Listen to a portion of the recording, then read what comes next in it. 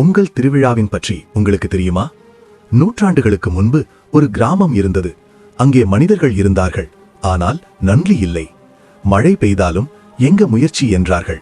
நெல் விளைந்தாலும் எங்க புத்தி என்றார்கள். சூரியனை மறந்தார்கள், மண்ணை மதிக்கவில்லை. மாடுகளை கருவியாக பார்த்தார்கள்.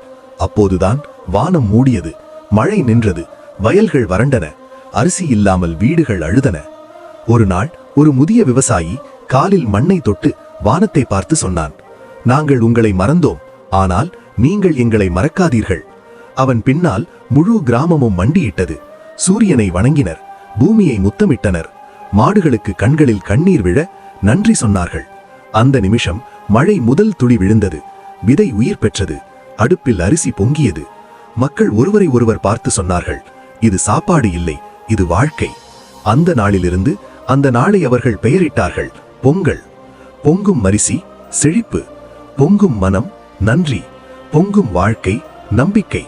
பொங்கலின் ரகசியம் ஒன்றுதான், இயற்கைக்கு தலை வணங்கினால் வாழ்க்கை தானாகவே தலை